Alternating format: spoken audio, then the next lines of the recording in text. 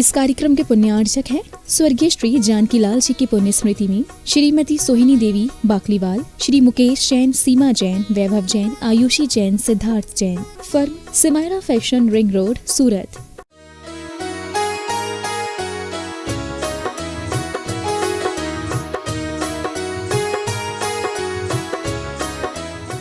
आचार्य गुरुवर श्री ज्ञान सागर मुनि महाराज की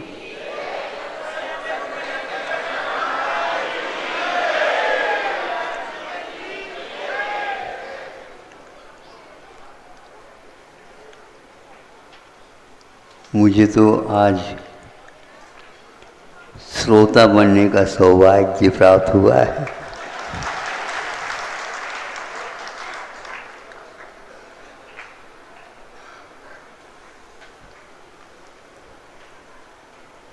किंतु वक्ता लोग मुझे श्रोता न मान करके वक्ता के रूप में ही मान करके आए हैं। उनकी निबंधावलियाँ जयोदय महाकाव्य के रूप में है। इसमें से कुछ बिंदुओं को हम प्राप्त करें तो अवश्य ही उसका उद्धार होगा। उन्होंने कभी भी अपने आप की इस काव्य को महाकाव्य की उपमा दी नहीं, लिखते चले गए। अब यह विद्वत वर्ग का ही कर्तव्य है कि उसके पास क्या है। आज तक संसारी प्राणी अपने आप को लघु के रूप में स्वीकार न किया, ये इसका महा अपराध है। प्रभु को भक्ति करते हुए भी वह किसी न किसी रूप में वहाँ पर भी अपना बड़प्पन का ही परिचय देता आया है।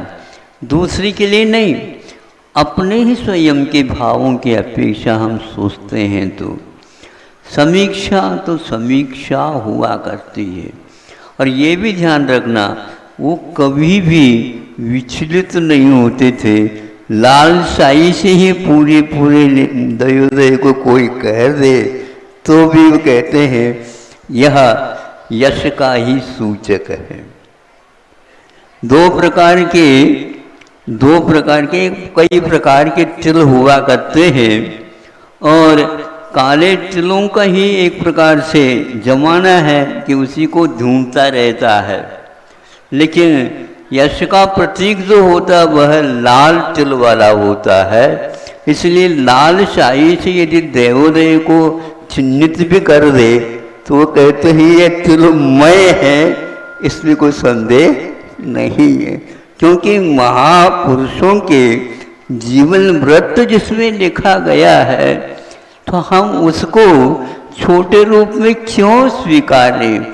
हम मंगलाचरण करते हैं तो वह मल का गालन होता है। किसी भी भाषा में करें, दिव्यत्व को प्राप्त कर चुके हैं, किंतु हम लघु हो करके अपने आप को आज ही प्रभु के रूप में, गुरु के रूप में स्वीकार करेंगे, हमारा विकास नहीं हो पाएगा। इसलिए मान के ऊपर हथौड़े जो हैं घन मार करना आवश्यक है। उपसर्ग से डरने से ही वो प्रमाण प्राप्त नहीं हो रहा। हम अपने आप को प्रमाण रूप शुद्ध करना चाहते हैं तो उपसर्ग तो लगा लो, सीधी सीधी बात है। हम ज़्यादा कुछ नहीं जानते। इसी प्रकार 4 वर्णों में एक वर्ण ऐसा है उसको हमें किसी भी प्रकार से सिद्धि की आवश्यकता नहीं। ब्राह्मण वर्ग को मैं एक प्रकार से उस शब्द के द्वारा ही आपके सामने रखना चाहूँगा जिसमें उपसर्ग के अलावा कोई भी शब्द बोध होता ही नहीं। ऐसे कौन सा वर्ण है हमें बता दो जिसमें ब्राह्मणों का कोई भी निशानी नहीं दिखती, किंतु केवल 2 उपसर्ग ही दिखते हैं जिसका नाम विप्र है। दोबारा कहूँ, जिसका नाम विप्र है, वी भी उपसर्ग है और प्र भी उपसर्ग है।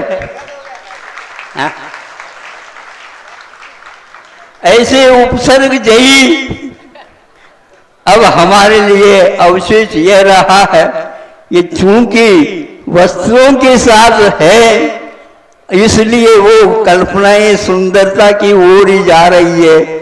नग्नत्व भी एकमात्र ब्राह्मणों का स्वरूप है, बाह्य और भीतर में। ब्राह्मण शब्द की व्याख्या ही ऐसी की गई है और ब्राह्मण का अर्थ ही एक प्रकार से शुद्ध भगवत स्वरूप होता है। ऐसी कुछ बातें गुरु के मुख से मुझे मिली। मैंने कहा कि अब बरसों उपासना की कोई आवश्यकता नहीं, अब तो बरस जाएगा, बरस जाएगा, बरस ही जाएगा।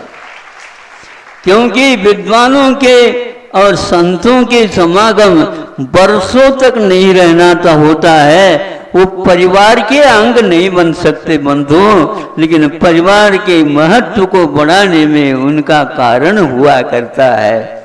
ब्राह्मणों का अपने जीवन काल में जितना समागम मिले उतना ही कम, लेकिन नाम से नहीं, काम से होना चाहिए।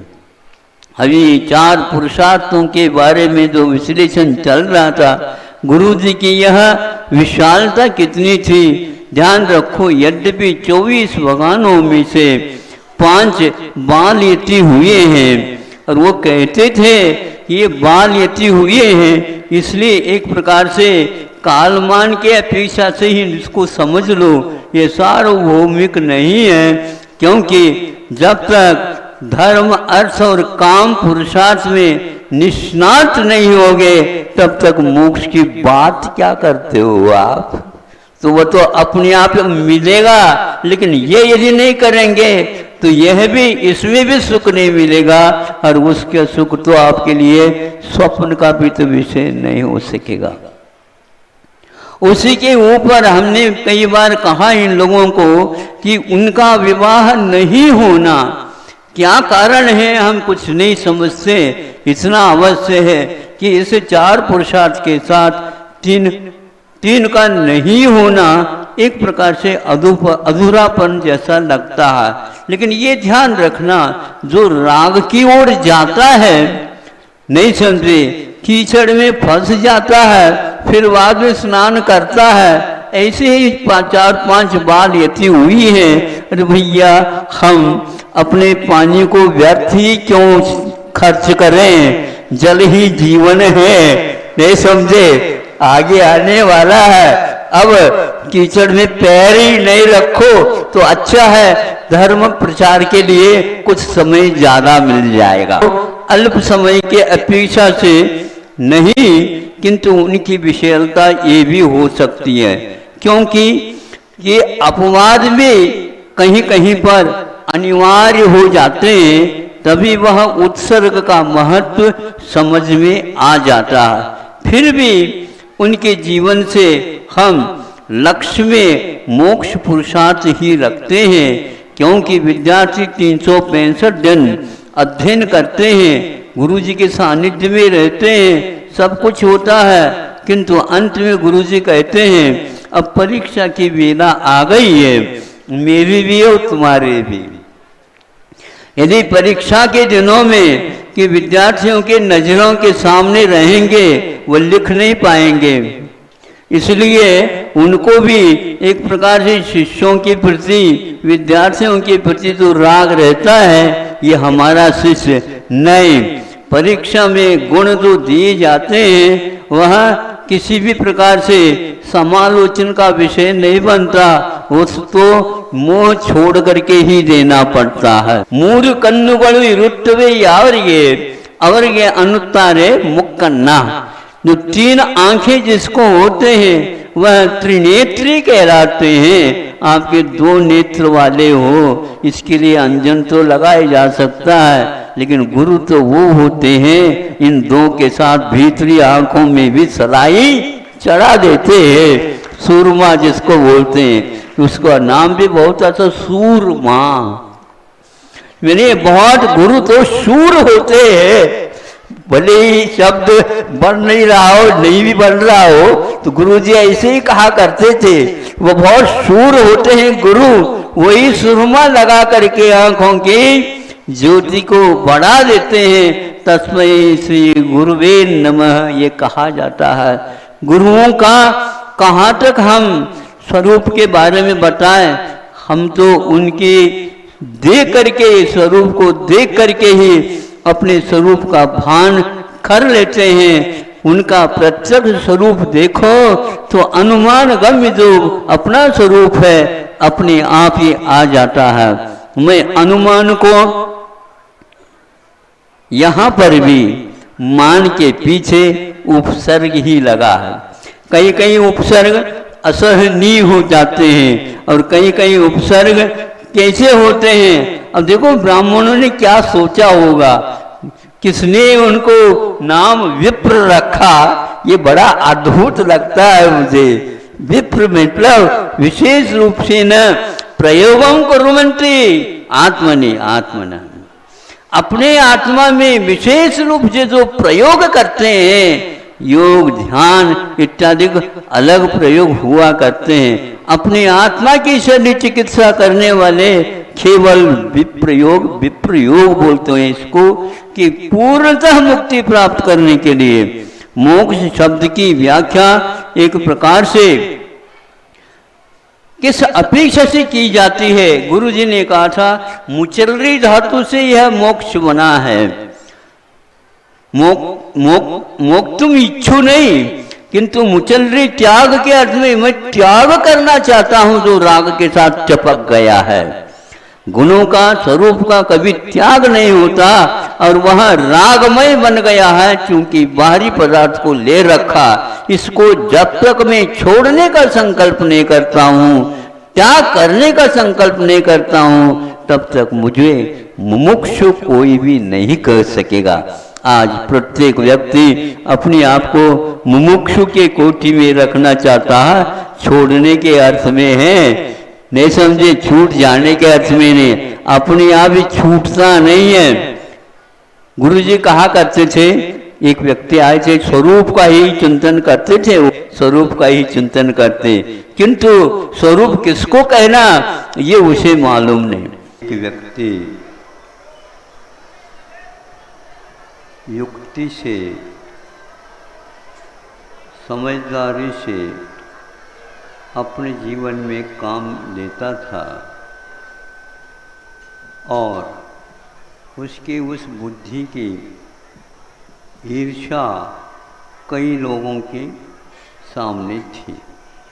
यानी कई लोग व्यक्ति समझते थे कि इसके आगे हम नहीं बढ़ पाएंगे, इसके पास ऐसी ऐसी युक्तियां हैं, किंतु उसका वह चिंतन था।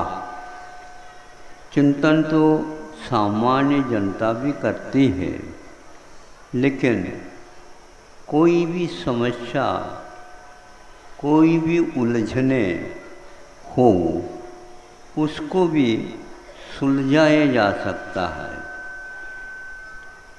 मोक्ष मार्ग में भी कई प्रकार की उलझने हैं और गृहस्थ आश्रम में कितने हैं संख्या ही नहीं। इसलिए कम जहाँ पर उलझने हैं उसको हम स्वीकारते हैं। ये भी एक रास्ता है।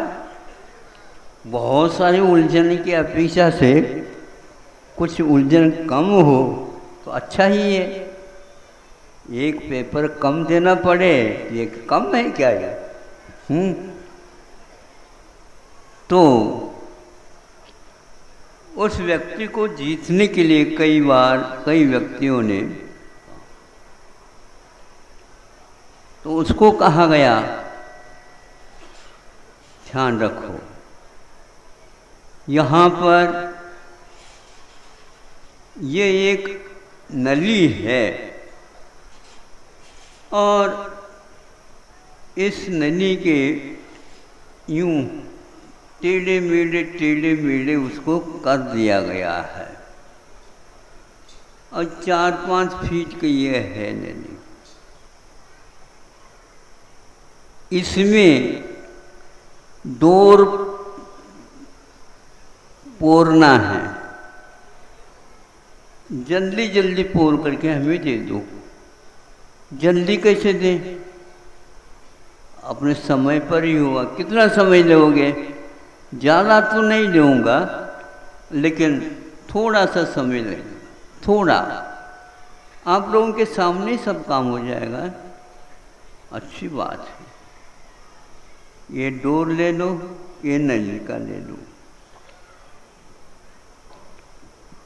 उसने सर्वप्रथम थोड़े से हमारे लिए गुड़ की चाशनी दे दो या शक्कर की घोल दे दो।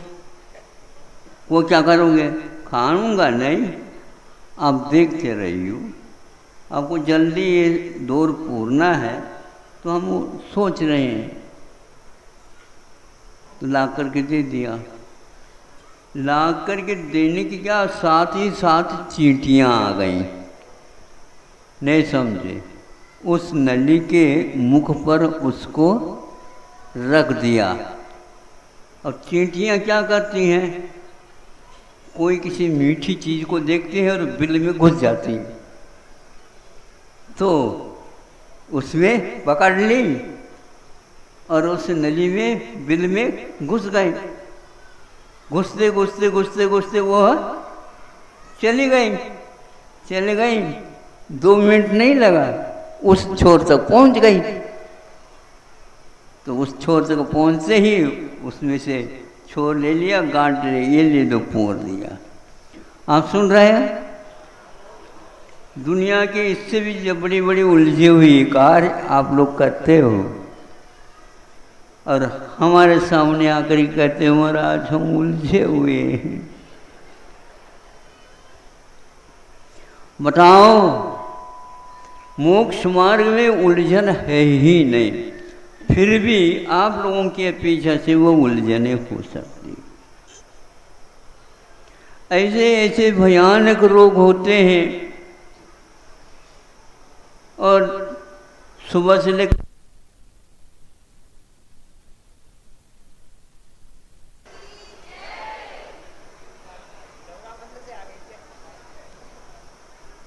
देखो, आप लोग माइक खरीद सकते हो, उसके वायर खरीद सकते हो, उसके नट बोल्ट को खरीद सकते हो, उसके भंपू को, हाँ चुंगा उसको खरीद सकते हो। स्पेशल एक और भी रख सकते हो, सब कुछ कर सकते हो, किंतु करंट को खरीद नहीं सकते। महाराज कैसे नहीं कर सकते? हम तो लाइट फिटिंग करते हैं। लाइट फिटिंग कहीं भी नहीं होती, आज तक हमने नहीं देखी। आप यहाँ होती है क्या? नहीं होती ना। वायर फिटिंग तो हो सकती है, लाइट फिटिंग नहीं होगी। ये बड़ी समस्या है। इसलिए हमारी आत्मा जो है लाइट की भांति है, करंट की भांति है, जो हमारी है। बाकी ये चीज़ें हमारी है ही नहीं। इसलिए हमने कहा इतने सारे उलझन के अपेक्षा से अपने आत्मा को करंटदार रखो, और कोई सुने या न सुने, अपने आप सुनते जाओ।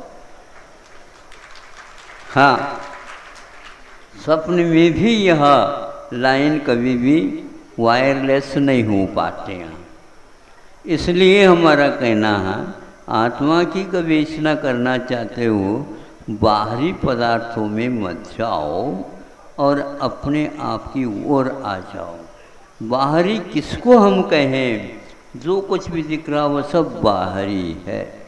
उसकी व्यवस्था में, उसके उलझनों के लिए तो आप तैयार हो जाते हो, और अपनी आत्मा को पाने के लिए कोई उलझन है ही नहीं, अथवा उसको हम किसी इंद्रिय के द्वारा देखा नहीं जाता, इसलिए वह हमारे लिए प्राप्त नहीं होगी। ऐसी धारणा आप लोगों ने बना रखी है। अब आप ये सोच लो कि वह चींटी कितनी समझदार है। इधर घुसी थी उधर आ गई, सेकंडों में काम हो गया। और आप यदि उस रस्सी को या धागे को उसमें पोरना चाहें तो कितने दिन लगाओगे बताओ।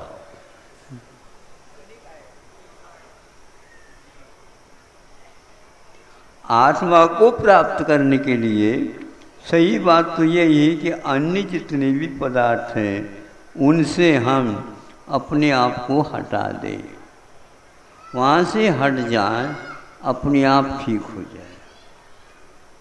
करंट नहीं थी उस समय में भी लोग सुनते थे। 2-3 व्यक्ति सुन ले तो पर्याप्त है। आपस में जो है बैठे हैं ना अड़ोस पड़ोस में, उनको वो बता दे तो हजारों व्यक्ति भी यदि मान लो पंडाल में बैठे हो तो भी आधा मिनट में सब लोग ये बता सकते हैं कि महाराज ने क्या कहा। वह चींटी उस धागे को छोर को लेकर के उसमें घुस गई और आधा मिनट नहीं लगा वो बाहर आ गई। यही तो था, इतना पर्याप्त था। अब ये सब लोगों को सुनने में नहीं आता, तो आपस में आप थोड़े से परस्पर उपग्रह जीवाना ये कब काम को लोगे। इसी का नाम तो है एक दूसरे के ऊपर उपकार करना सीखो। आपके लिए सुनने के लिए मिल गया, उसी को सुनाते जाओ, उसी को सुनाते जाओ। नहीं हमने सुना है महाराज जी क्या हो, उसको उसकी भी कॉपीराइट रख लो बना करके। नहीं हमने खर्च किया। ये सब उलझने हैं। आत्मा को प्राप्त करने के लिए हमें और कुछ ही बात की आवश्यकता नहीं। एक सज्जन आए और कहा महाराज उलझन बहुत बड़ी है, आप ही सुलझा सको तो सुलझा सकते हो। दुनिया के पास किसी भी प्रकार से किसी के पास यह विद्या है ही नहीं। और ये और हमें उन्होंने बता दिया, औरों के पास हम इसलिए नहीं जाते हैं, औरों के पास विद्या है ही नहीं। हमने कहा इसमें बहुत ही पहली कक्षा में पढ़ने वाला भी बच्चा समझ सकता है, इसमें कोई विद्या की आवश्यकता है ही नहीं। उलझन को सुलझाना कैसे, यही है ना समस्या। देखो उलझन कितने अक्षर हो गए? 4। पक्का? सुलझन 4। उलझन और सुलझन में अंतर क्या है? और कुछ नहीं। एक सुलझन है और एक उलझन है। तो स को जो सुलझन है ना उसमें से स को निकालो और उलझन जो ऊपर था ऊ में मिला दो। ये भी मिलाना नहीं आता, संधि तो नहीं जानते आप लोग। हाँ तो स हलंत रहा, उसको ऊ के साथ रखा तो व्यंजनम स्वरम पर वर्णम नयत। जो व्यंजन है स्वर से रहित है, परवर्ण मैंने ऊ के साथ मिला दो तो क्या बनेगा? सुलझन। इतना ही अंतर है उलझन और सुलझन में। तो कितना अंतर है? समता का स, विषमता तो छोड़ दो। समता आ गए तो वो उलझन हो गई, सुलझन हो गया। बहुत अंतर है। जहाँ जिसमें आप उलझे वो उसी को छोड़ दो। एक बार हम मूलोद्योग कक्षा में 7वीं कक्षा में पढ़ते होंगे, उस समय की बात है। जो तकली के चरखा के माध्यम से सूत निकाले और उसकी लड़ी बना दी और उसका जो छोर था वो गुम गई, मतलब जिससे उसको निकालना था, इधर को खींचा तो उधर और वो उलझ गए, उधर को खींचा तो और उलझ गए। तो भैया ये तो खींचो नहीं, तो खींचा तानी में तो ये सब उलझ जाएगा, उसको रखो, दूसरी जो सुलझी हुई है उसको ले और लपेट करके दे दो। इतना ही तो करना है। यदि घर में उलझन है तो घर को छोड़ दो, सब सुलझा होगा।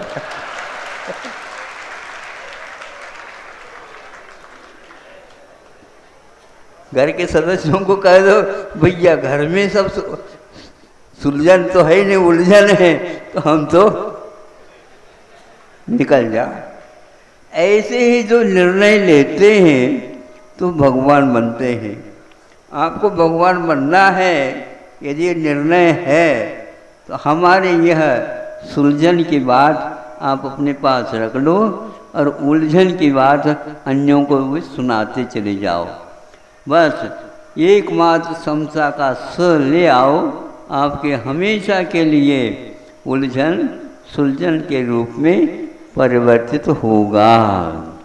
इसी का नाम ज्ञान है, इसी का नाम सम्यक ज्ञान है। और इस ज्ञान के साथ हम इस आस्था को लेकर के चलेंगे, अवश्य ही सुख की प्राप्ति होती है।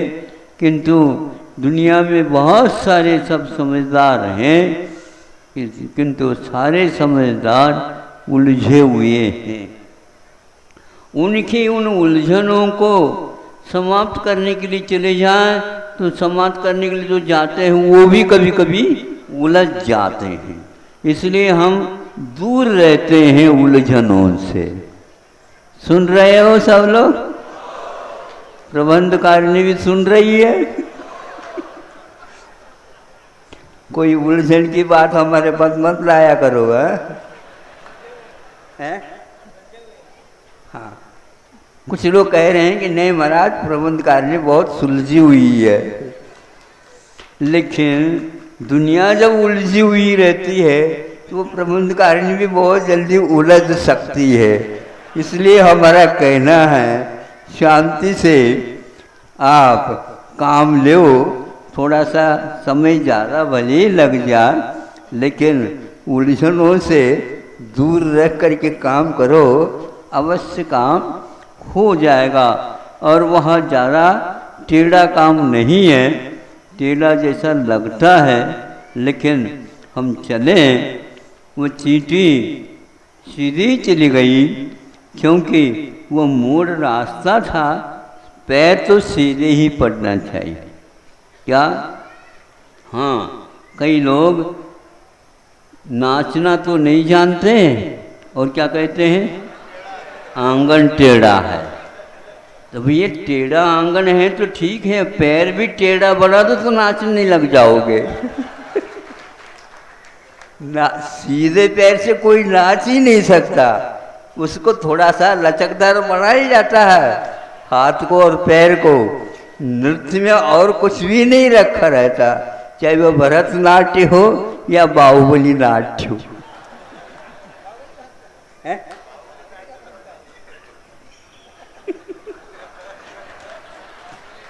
बाहुबली ने भरत को नचाया, यही तो बाहुबली नृत्य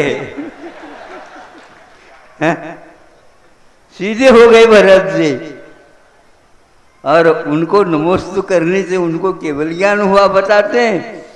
और वो इसीलिए कहे थे कि बाहुबली ने सोचा ये तभी इस नृत्य को छोड़ेंगे भरत जी जब मैं वैराग्य धारण करूँगा। यह एक प्रकार से युक्ति है।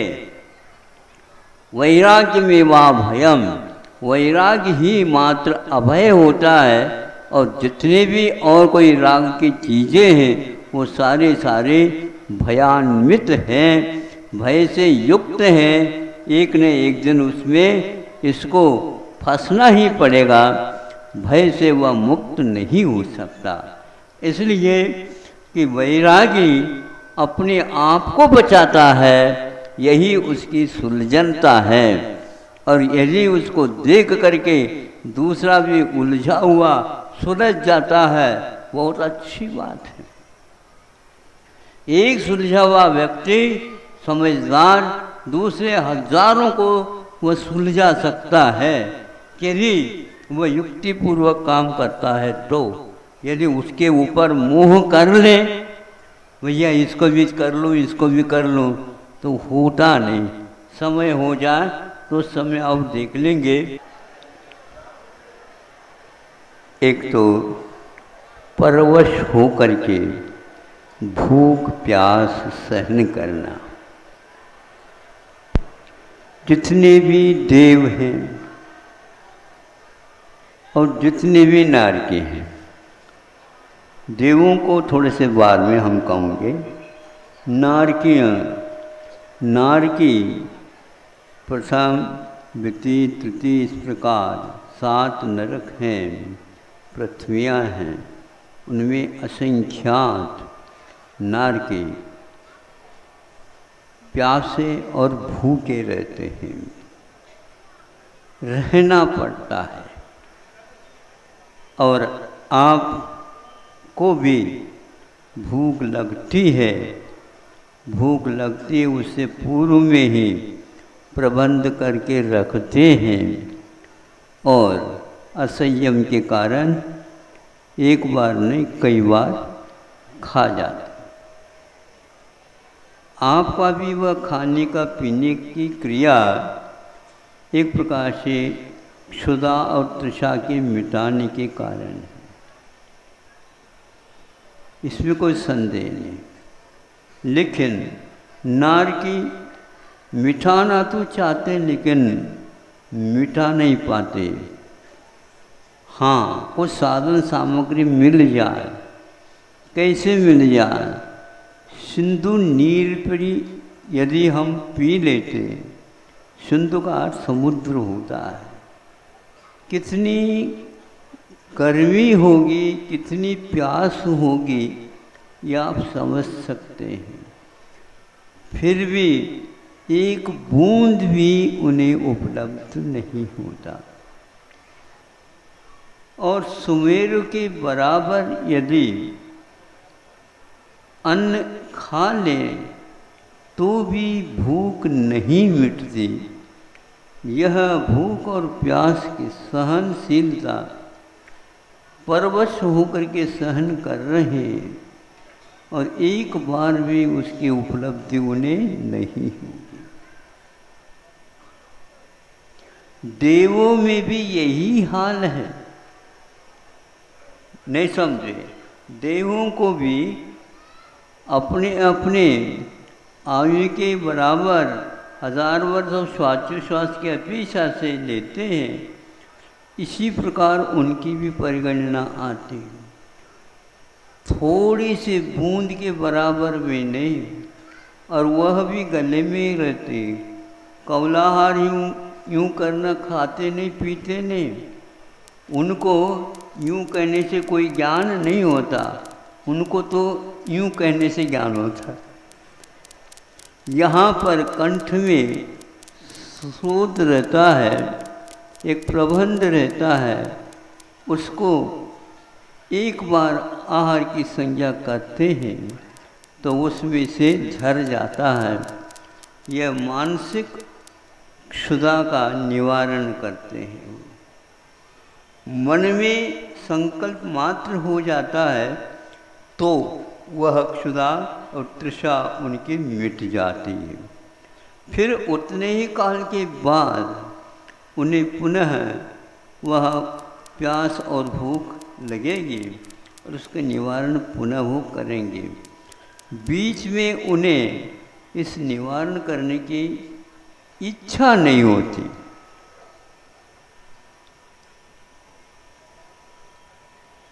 इच्छा नहीं होती, किंतु उसका त्याग भी वे नहीं करते। और आप लोग बुद्धिपूर्वक त्याग करते हैं,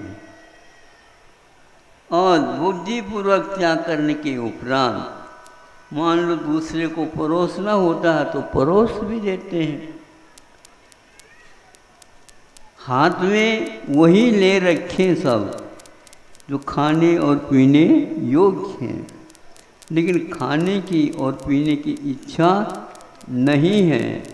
भूख तो लगी है ना?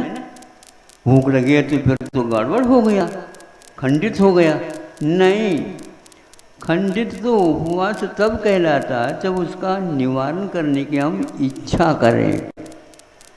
भूख का लग जाना इच्छा नहीं, भूख का लग जाना इच्छा नहीं, किंतु उस भूख के निवारण करना ये इच्छा करते हैं तो निवारण कर देते हैं। एक उपवास लेते हैं तो 24 घंटे तक कुछ नहीं खाएंगे, किंतु भूख तो लगेगी। इस प्रकार जब आप तप इच्छा पूर्वक करते हैं तो असंख्यात गुणी निर्जरा होती है और 33 सागर तक एक दाना नहीं लेते और नहीं बूंद लेते, ऐसी नारकियों की क्या गति होती है। इच्छा भी पूरी है, क्षमता भी पूरी है, लेकिन मिलता नहीं। इसको अकाम निर्जरा बोलते हैं। इसलिए काम मैंने पुरुषार्थ इच्छा पूर्वक स्ववश पूर्वक इसको सहन करते हुए संकल्प यह है शरीर अब काम नहीं करता है।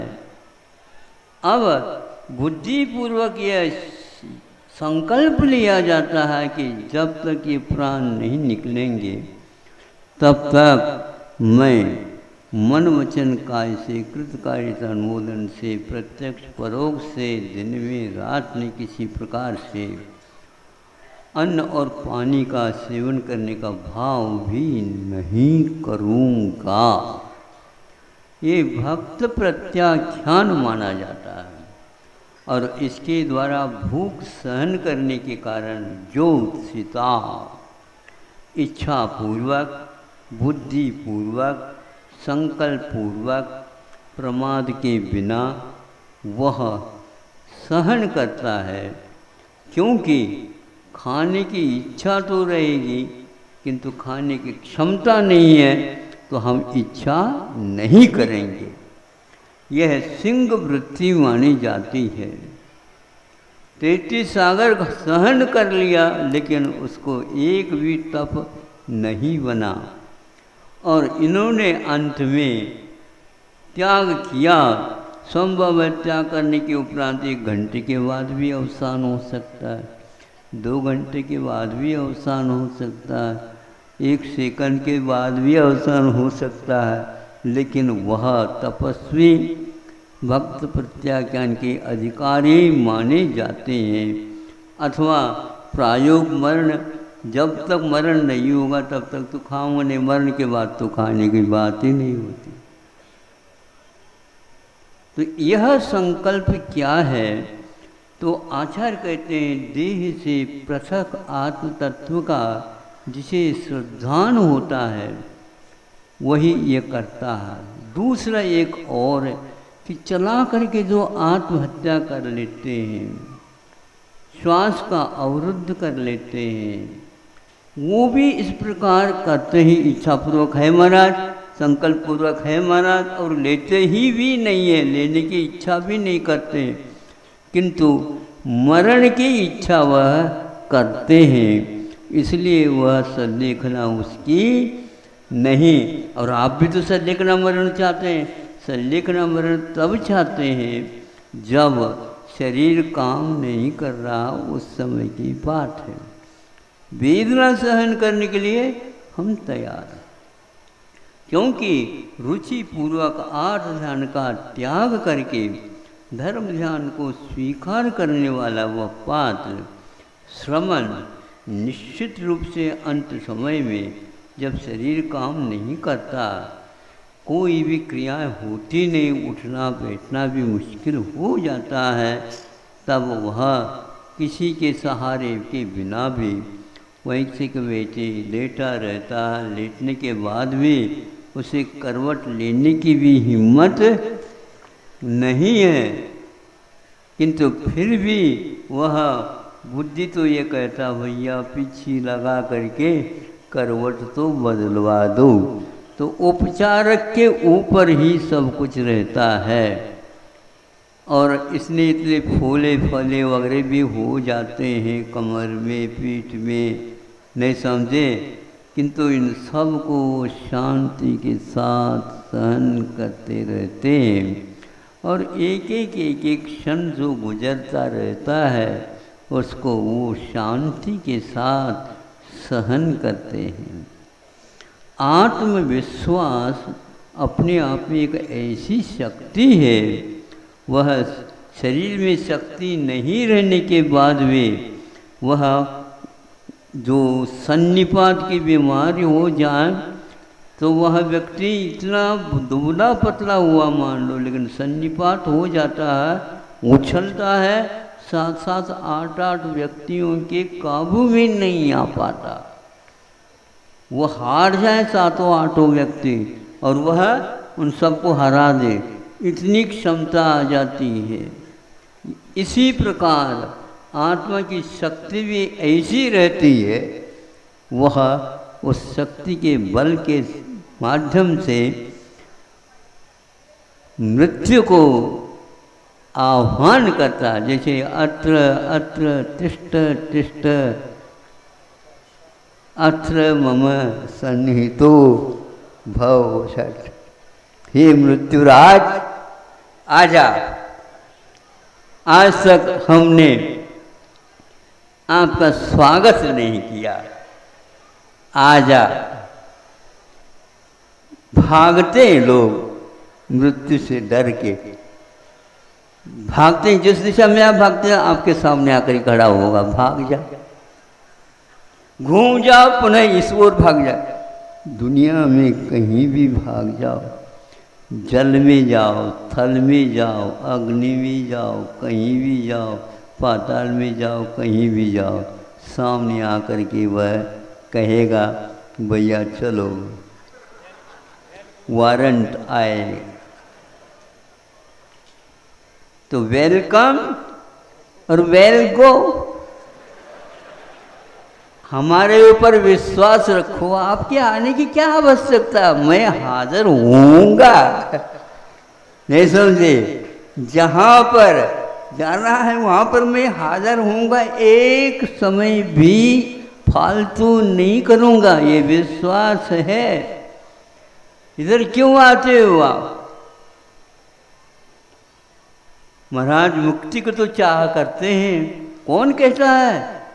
मुक्ति यदि चाहती है आ जाए यहाँ पर, हाँ, हम नहीं जाएंगे। मुक्ति जाने की हो बात ही नहीं होती। इसलिए तो कल 3-4 दिन पूर्व में कहा था, मुक्ति की इच्छा नहीं करती, क्योंकि मोक्तुम इच्छा, जो छोड़ने की इच्छा करता, क्या छोड़ना है? शरीर को कायो सरगम करो, यह कायो सर्व करता हूँ, काय के प्रति जो मोह है उसका विसर्ग करता है, विसर्जन कर देता है। अब सृजन की बात नहीं और उसके योग्य सामग्री की भी बात नहीं है। 1 महीने तक यदि प्राण नहीं निकले तो नहीं निकले, लेकिन कब निकलेंगे उसको तो मैं देखूंगा अवश्य।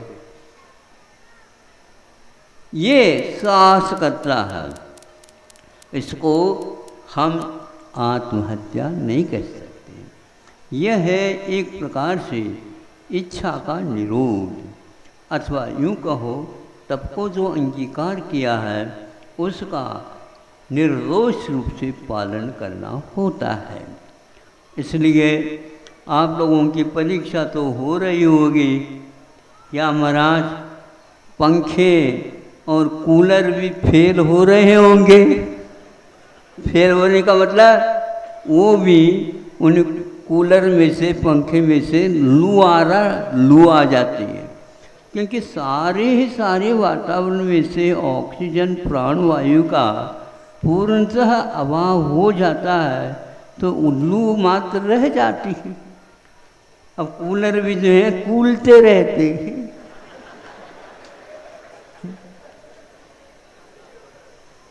अरे भैया गरम गरम ही आ रहे, जो है वातावरण में वो ही आएगा, लेकिन इसके लिए बंद तो कर दो, नहीं नहीं थोड़े बहुत तो आ ही जाए। क्या थोड़ी बहुत, ये तो देखो कर्म का कैसा हमें अनुभव करने का, अथवा उसको अनुभव करते हुए व्यक्ति का हम साक्षात आंखों से देख सकते हैं। अपने अपने कर्म का फल भोगे संसार, एक कस टटे सींचता और इकले रहा बहार। शेर जी को फिर भी बहुत गर्मी लग रही है। आज की गर्मी तो मध्याह्न में तो ठीक है, सुबह की भी अलग ही लग रही है कहता। आप जो कैसे कह रहे हो आप? मुनि महाराजों को तो तपा 9 तपा नहीं होते, 12 तपा होते हैं।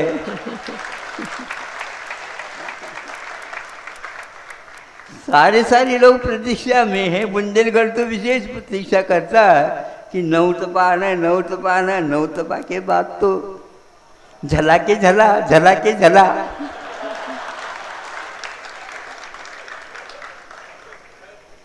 तो इसके उपरांत संलेखना के बाद झला के झला होगा।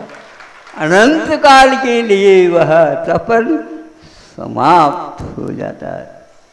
ऐसे सौभाग्य अपने जीवन में जिन्हें प्राप्त होता है, वह बिल्कुल सीमित ही भव वाला होता है। और जब तक भवातीत नहीं होगा तब तक वह किसी प्रकार से ये परिचय और उपसर्ग उनके पास जाने को डरते हैं। ये वह खिलाड़ी है कि उसको बुलाता है, आइए। पहलवान जैसे अपने जोड़ी के पहलवान को आइए, और वह कुमकुम और हल्दी हाथ में लेके, अखाड़े का तो मिट्टी का नाम है कुमकुम, जान रखो। कुमकुम जान नहीं? कुमकुम है ना, लाल होता है, सिंदूर जैसा होता है, वो हाथ में दूसरे के हाथ में दे देता। उसी प्रकार दूसरे भव अथवा मृत्यु का वह स्वागत करता है। आज तक तो मैंने पीठ दिखाया था तुमको, ध्यान रखना, तुम्हें भागना पड़ेगा। मेरा यह आपके लिए निमंत्रण है, आइए। हम रात में आएंगे, रात में आओ, डरते क्यों? हम जागते रहेंगे।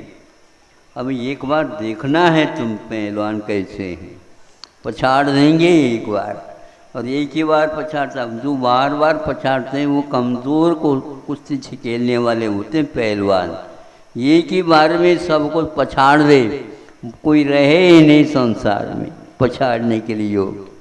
उसको कुश्ती का खेल बोलते हैं। दुबले पतले रहते हैं, उपवास के बाद खेलते हैं, तुम तो खा पी करके खेलते। ये तो उपवास के साथ कितने एक मास तक उपवास करेंगे और मृत्यु को पछाड़ करके हम चले जाएंगे। कितना धैर्य है। ये भीर विज्ञान, शरीर से आत्म तत्व को पृथक जानने वाला, अनुभव करने वाला साधक की कथा है। इतना ही पर्याप्त है, क्योंकि अहिंसा परमो धर्म की। इस कार्यक्रम के पुण्यार्चक थे स्वर्गीय श्री जानकीलाल जी की पुण्य स्मृति में Shrimati Sohini Devi Bakliwal, Shri Mukesh Jain, Seema Jain, Vaibhav Jain, Ayushi Jain, Siddharth Jain. Firm Simayra fashion, ring road, सूरत।